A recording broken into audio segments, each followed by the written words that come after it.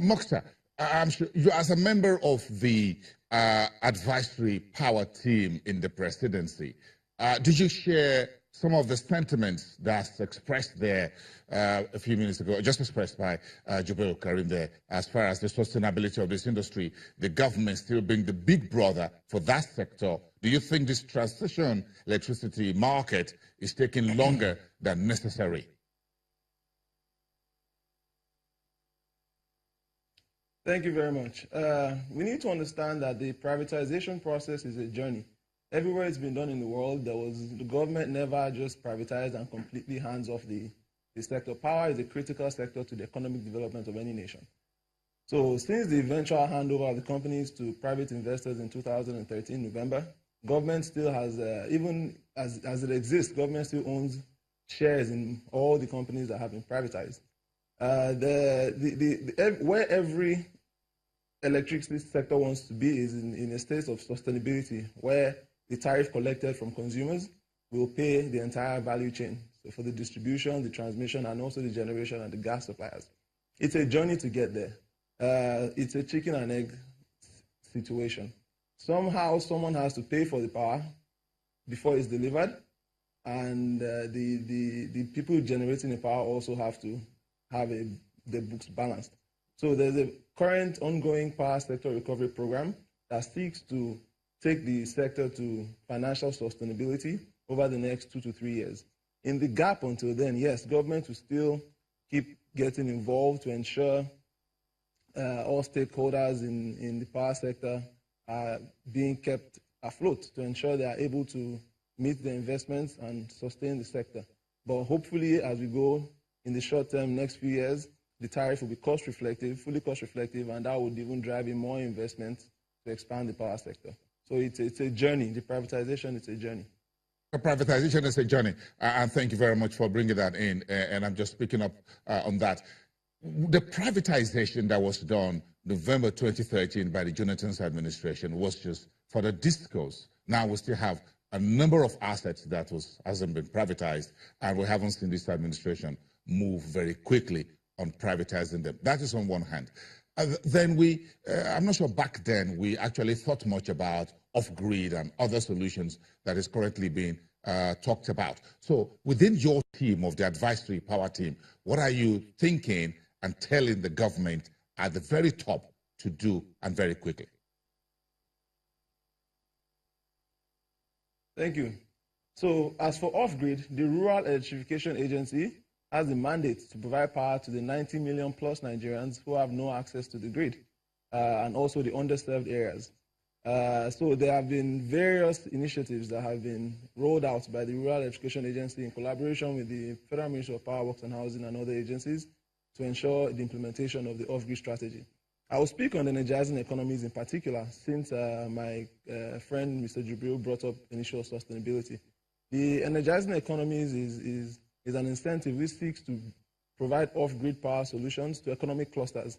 This would even help grow the GDP of Nigeria if we provide reliable and affordable power to these SMEs. SMEs have cited power as a constraint more than anything else to expansion in Nigeria, even sub-Saharan Africa. So the Energizing Economies program has been launched already with 4 pilot locations: the Sabon Gari market in Kano, the Ariaria market in Abia State, Aba, and 2 in Lagos, Sura and Shomolu.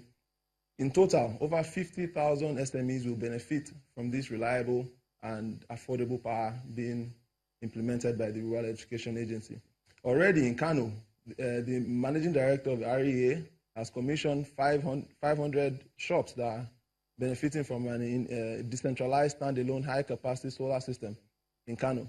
As for Ariaria, there are already boots on the ground, poles are being erected, the gas turbines are being installed as we speak, to ensure over 31,000 shops in Ariaria, which is the biggest leather and shoe market in West Africa, to ensure they have sufficient power. Even the vice president had mentioned last year that if Aba is focused on and allowed to grow, Nigeria has no business with China. So it's very important we focus on empowering these SMEs, because they will be the ones to grow the economy and grow the GDP of the country. Let's go straight to Jibril here and give us his sense. What do you think? What the off-grid concept is all about, and did you agree with the way you've seen us move in that direction, at least under this current administration? Well, unfortunately, I didn't catch most of what Mukhtaar said earlier. But on off-grid application, the way I see it is that there are two main utilization of off-grid for us. One is the rural application, and the other one is industrial application. And what do I mean by this? If you look at for the industrial application, there are instances where you could have co-location of industries who are heavily dependent on power and which are very strategic to the economy. So in this situation, you could have a very significant, maybe a much more bigger power plant, which still run on, say, on fossil fuel like gas or something else, and co-locate them, then put an off-grid power plant in that location. That's a good idea that I think should be pursued as well.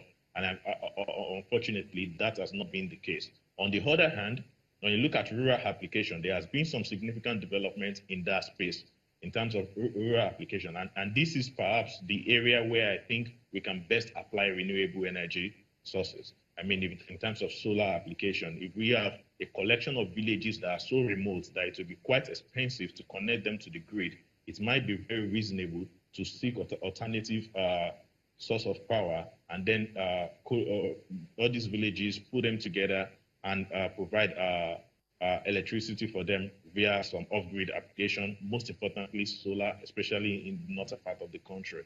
And if you are targeting SMEs, that is much more difficult in the sense that SMEs seems to be more integrated to the society, to the commercial area, to the residential area. So it's always very difficult, except we want to be going by the situation of individual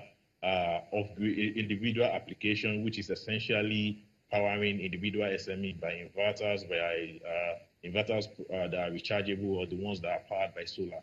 Those are not really very effective in the long run. I think those two applications that I've highlighted, which is industrial and rural application, are the key ones that I want to see us developed in the coming years.